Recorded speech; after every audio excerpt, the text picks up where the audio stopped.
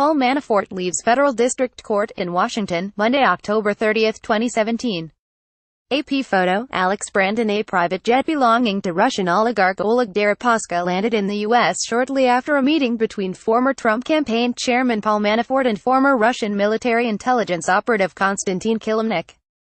The news sheds light on a pivotal time in the 2016 U.S. election, during which Manafort offered private briefings about the Trump campaign to Deripaska in a likely effort to resolve a financial dispute.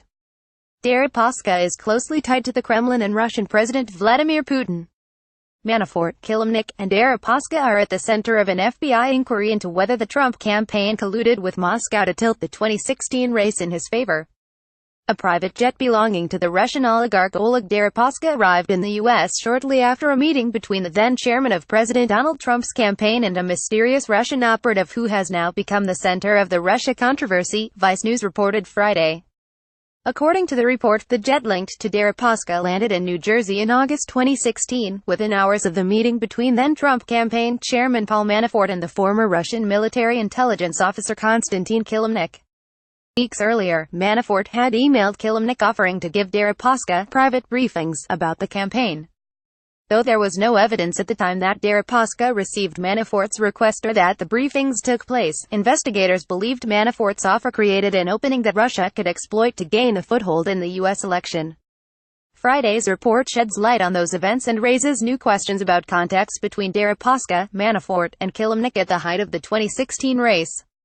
Manafort has acknowledged that he was in frequent contact with Kilimnik while serving as the Trump campaign's chairman, saying he met with Kilimnik in May and August 2016. Deripaska's jet arrived in the U.S. shortly after the latter and landed in Newark, New Jersey. It was in the U.S. for less than 24 hours, per the report, and the trip has now caught the eye of congressional investigators looking into Russia's interference in the 2016 U.S. election. The relationship between the three men has also drawn renewed scrutiny in recent weeks as special counsel Robert Mueller examines whether members of the Trump campaign colluded with Moscow to tilt the 2016 election in his favor.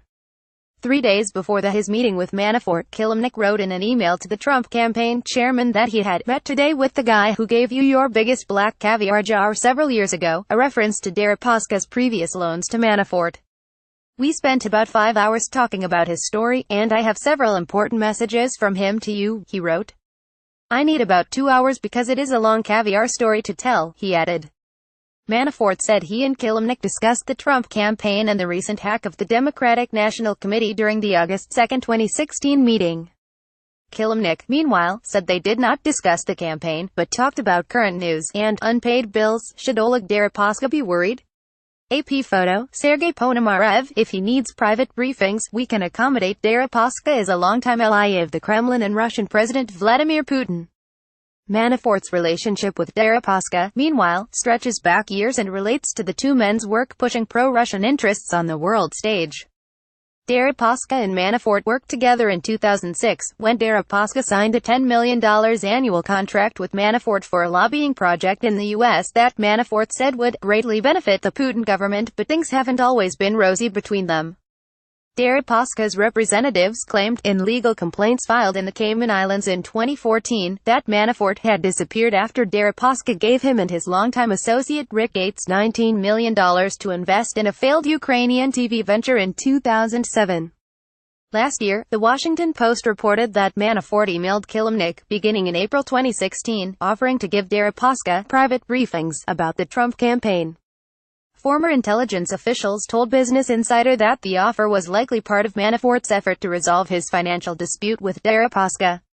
I assume you have shown our friends my media coverage, right? Manafort reportedly wrote to Kilimnik on April 11, 2016.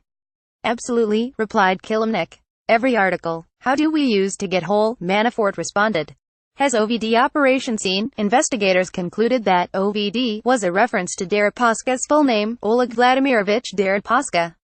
Kilimnik reportedly told Manafort in a later email that he had been sending everything to Victor, who has been forwarding the coverage directly to OVD. Victor was a senior aide to Deripaska, according to The Atlantic. Frankly, the coverage has been much better than Trump's, Kilimnik wrote. In any case, it will hugely enhance your reputation no matter what happens. On July 7, 2016, Manafort wrote to Kilimnik, if he needs private briefings, we can accommodate, according to the Post. Deripaska's representatives confirmed to Vice News that his jet flew to New Jersey in August 2016, but said the trip had nothing to do with Manafort's offer and said Deripaska never received the offer. A spokesperson for Deripaska added that the only passengers on the flight at the time were the oligarch's family members, and added that any implication that Deripaska communicated with Manafort during the election would be a false statement of fact. Mueller's office has charged Manafort with dozens of counts related to tax and bank fraud, money laundering, and conspiracy against the U.S. Manafort has pleaded not guilty to all the charges.